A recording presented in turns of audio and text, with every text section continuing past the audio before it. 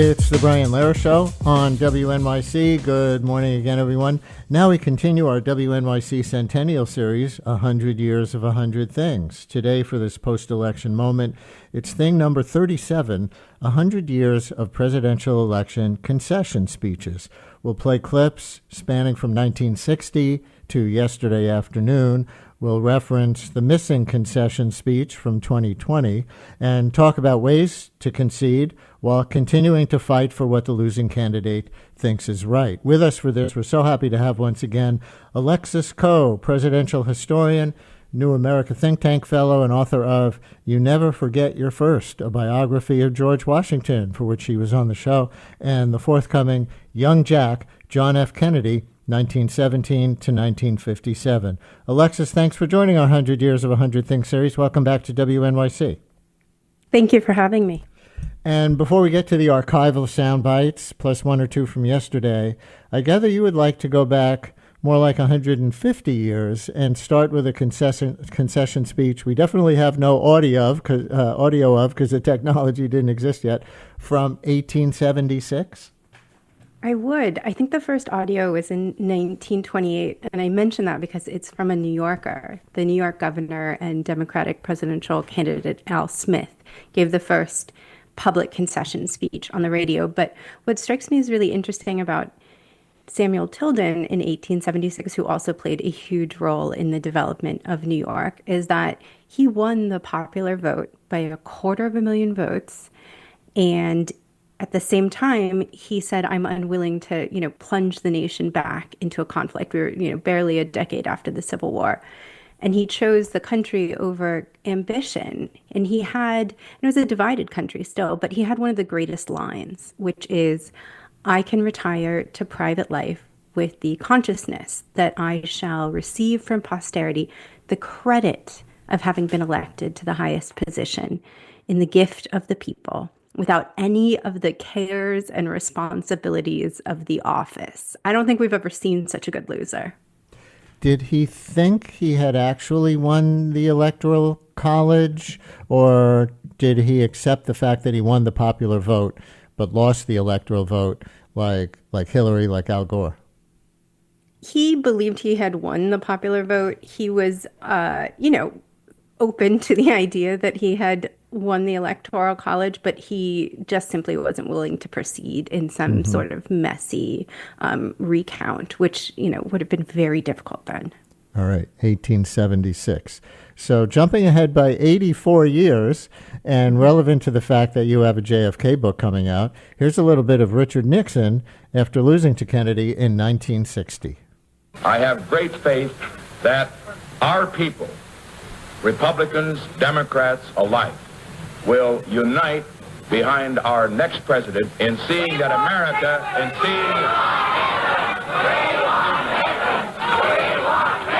that they will unite behind our next president in seeing that America does meet the challenge which destiny has placed upon us. And that challenge is to give the leadership to the whole world, which will produce a world in which all men can have what we have in the United States: freedom, independence, the right to live in peace with our neighbors.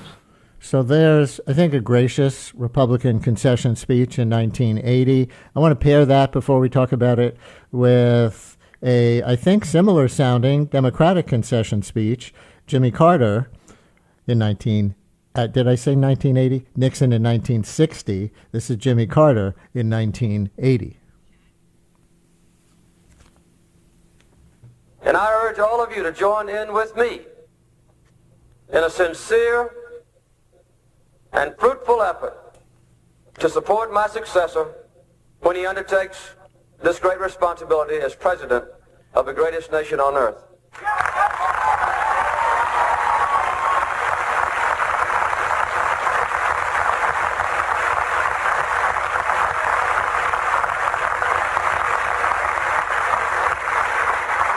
Ours is a special country because our vast economic and military strength give us a special responsibility for seeking solutions to the problems that confront the world.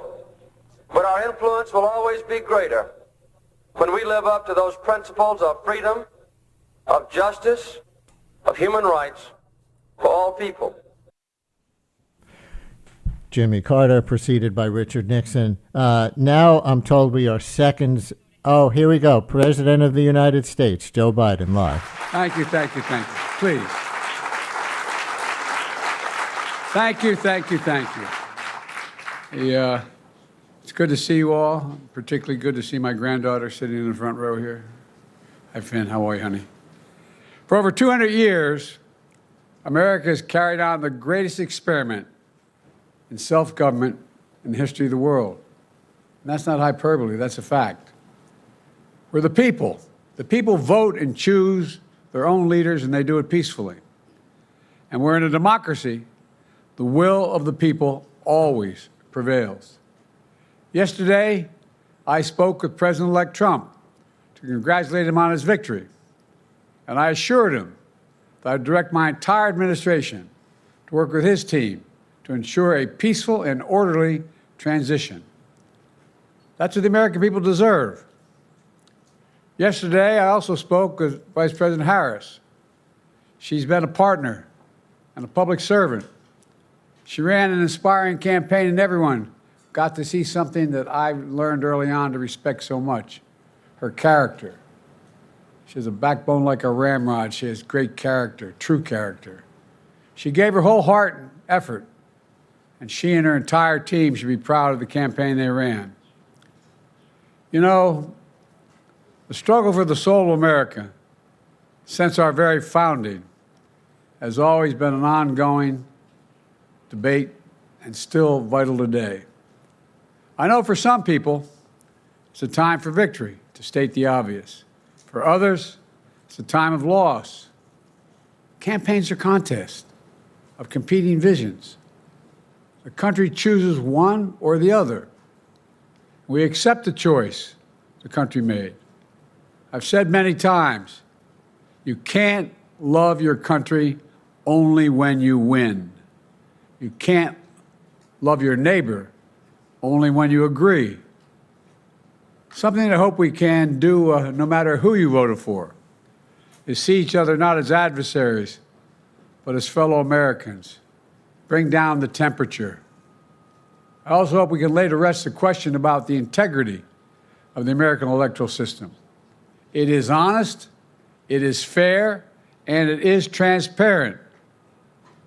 And it can be trusted, win or lose. I also hope we can restore the respect for all our election workers who busted their necks and took risks at the outset. We should thank them. Thank them for staffing voting sites, counting the votes, protecting the very integrity of the election. Many of them are volunteers who do it simply out of love for their country.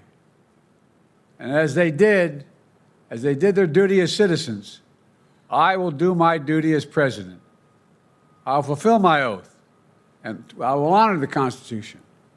On January 20th, we'll have a peaceful transfer of power here in America. To all our incredible staff, supporters, cabinet members, all the people who've been hanging out with me for the last 4 years, God love you, as my mother would say. Thank you so much. You put so much into the past 4 years. I know it's a difficult time. You're hurting. I hear you and I see you. But don't forget all that we accomplished. It's been a historic presidency. Not because I'm president, because what we've done, what you've done. A presidency for all Americans. Much of the work we've done is already being felt by the American people, but the vast majority of it will not be felt over the next 10 years. We have legislation we passed that's just only now just really kicking in. We're going to see over $1 trillion worth of infrastructure work done, changing people's lives in rural communities and communities that are in real difficulty because it takes time to get it done. And so much more it's going to take time, but it's there. The road ahead is clear, assuming we sustain it. There's so much we can get done and will get done based on the way the legislation was passed. And it's truly historic. You know, we're leaving behind the strongest economy in the world. I know people are still hurting, but things are changing rapidly. Together, we've changed America for the better. Now we have 74 days to finish the term, our term. Let's make every day count. That's the responsibility we have to the American people. Look, folks, you all know it in your lives. Setbacks are unavoidable, but giving up is unforgivable. Setbacks are unavoidable, but giving up is unforgivable. We all get knocked down. But the measure of our character, as my dad would say, is how quickly we get back up. Remember, a defeat does not mean we are defeated. We lost this battle. The America of your dreams is calling for you to get back up.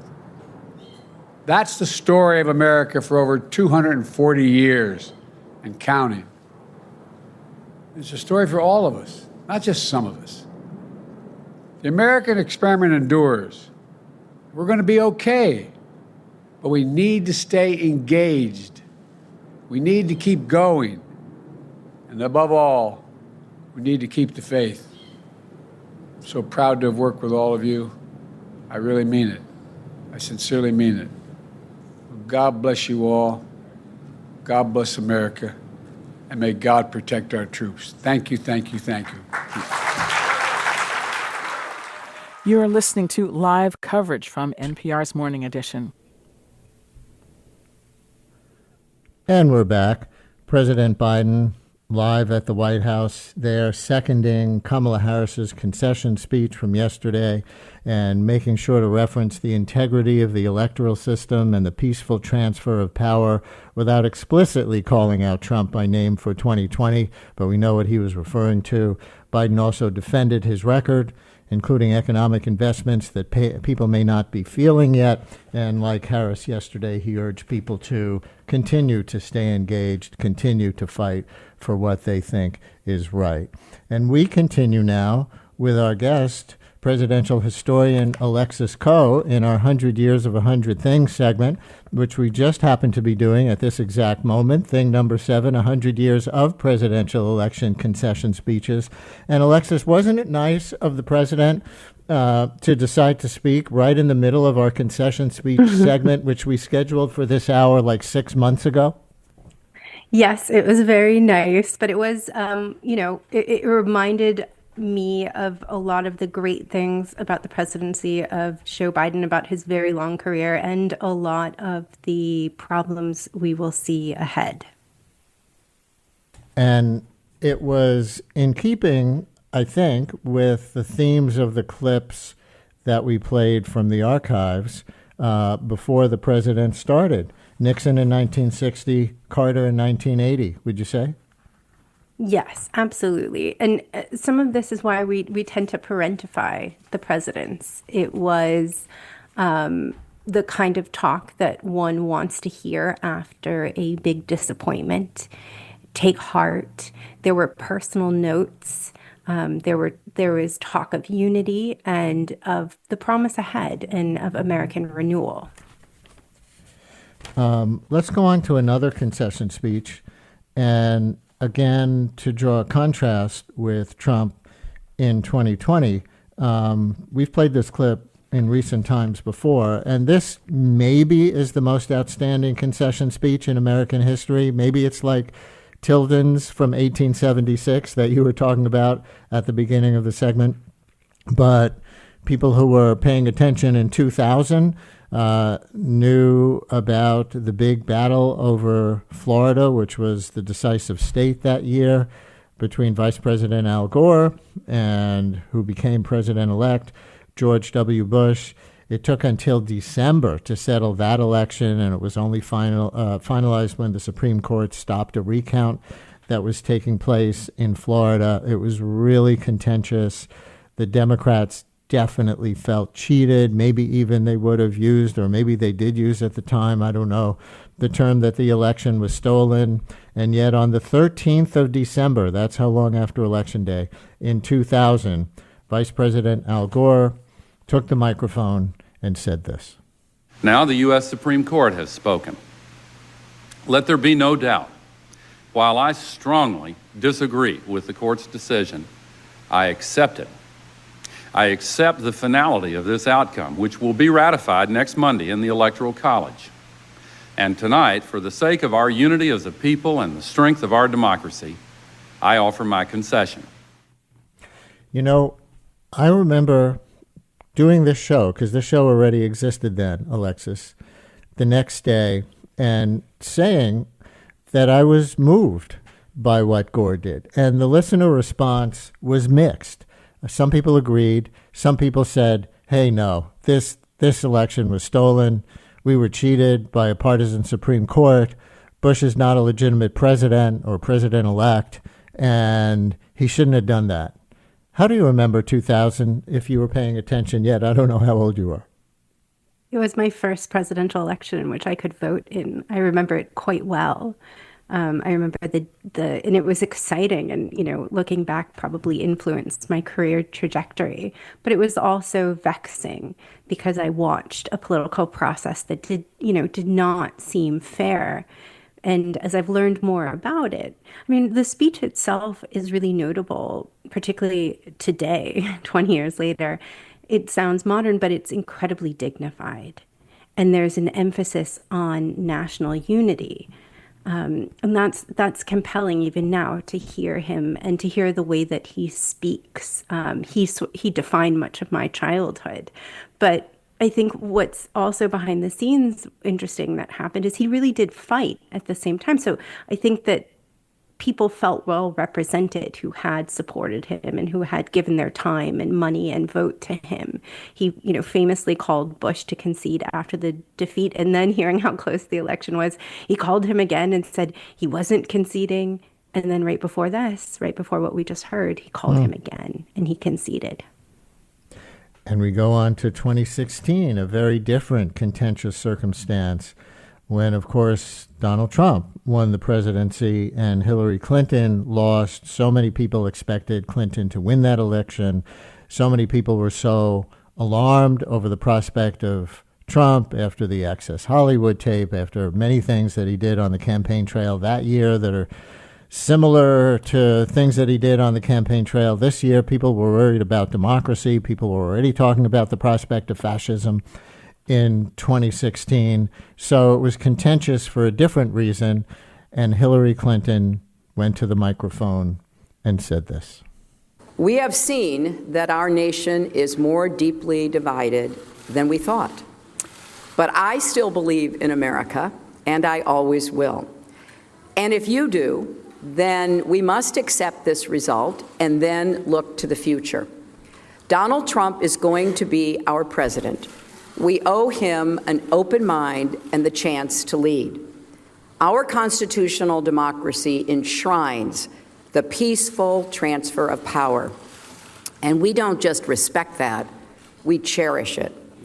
It also enshrines other things: the rule of law, the principle that we are all equal in rights and dignity, freedom of worship and expression.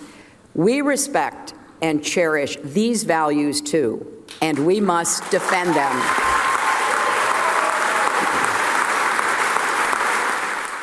There's that phrase again, peaceful transfer of power.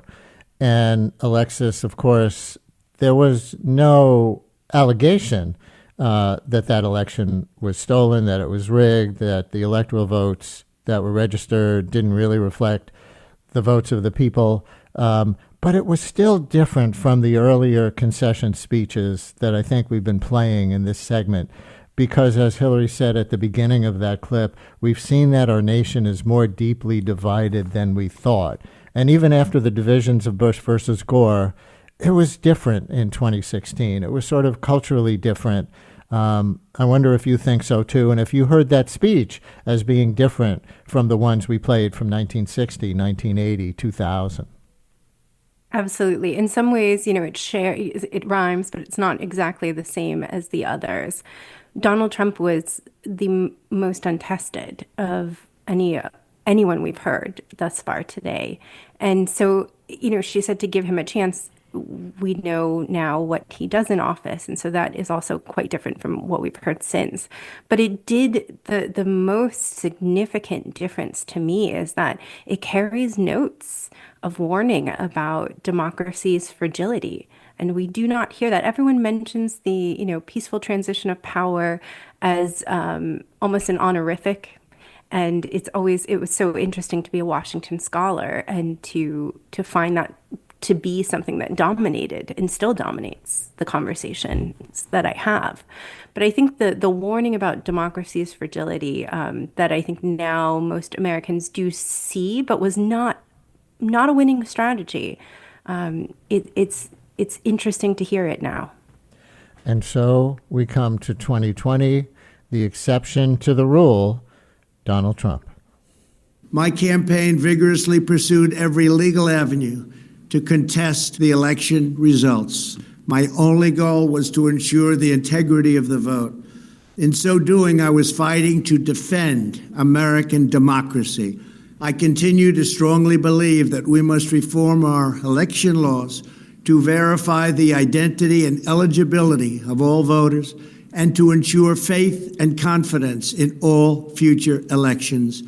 Now Congress has certified the results. A new administration will be inaugurated on January 20th. My focus now turns to ensuring a smooth, orderly, and seamless transition of power. So that was the most gracious that Trump was at any time after the 2020 election, and including right up until today. He was at least acknowledging that the election was certified and he would hand it over to Joe Biden. He did, yes. And since then, we have to also acknowledge that this happened after January 6th. So he had incited an insurrection. And so there was a great deal of pressure. And we know now from the books and the interviews that his hand was forced there. And I think he was told to follow the teleprompter. But since then, he has said, and this is our president-elect now, that there will be no more elections. And he said, so if that's the reform he's talking about, it's frightening. And I think he was saying to add a little bit of uncertainty to that there would be such peace and happiness and prosperity in the land that it wouldn't be as compelling a need for people to vote. I'm not sure that he really said when his second term runs up, he's going to defy the Constitution and try to stay in power despite the 2-term limit. But did you hear it that way? I didn't hear him explicitly say that, no. But I think that the implication of it, and that when he tends to say things, he tries to do them. And so it's important that we take it seriously. And he did say just the other day that he shouldn't have left the White House on January 20th, 2021. So he's still stoking those flames. And by contrast, and with reference to what we were just discussing, here's Kamala Harris, a minute of her concession speech from yesterday afternoon. Now, I know folks are feeling and experiencing a range of emotions right now. I get it.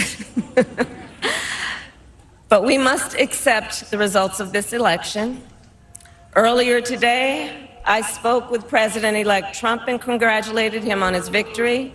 I also told him that we will help him and his team with their transition, and that we will engage in a peaceful transfer of power.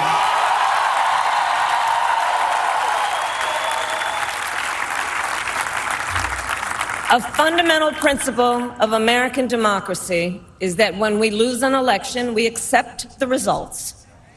That principle, as much as any other, distinguishes democracy from monarchy or tyranny. And anyone who seeks the public trust must honor it. Kamala Harris yesterday, and Alexis, as we run out of time, she also, in that concession speech, said that she would continue to fight and that people should continue to fight. And I think we heard that in the earlier clips that we played, going all the way back to 1960 and beyond. So was that classic, or given Trump being Trump, was that somehow new this year? It wasn't just new, her speech in general, because of Trump being Trump. It was new in a lot of different ways. It's usually held in a ballroom. We didn't see that. We saw her at Howard University, her alma mater, but a historically Black university, hosting, a historic moment. It's also significant because of who she is and who she's conceding to, of course, but she is representing communities that he's explicitly threatened. I think that she had a very similar message to what we've just heard from President Biden, which is that we need to keep fighting, and that there is change and there are ways to see the America that you want on a local level, but it is going to take a lot of work. And that's our latest 100 Years of 100 Things segment. Number 37, 100 Years of Presidential Concession Speeches, with presidential historian Alexis Coe. Maybe you know her from her 2021 book, You Never Forget Your First, a biography of George Washington, for which she was on this show and many others, and the forthcoming Young Jack, John F. Kennedy, 1917 to 1957. And Alexis, take this as an on-the-air invitation when that book comes out. Please come back. Oh, thank you. That's such an honor.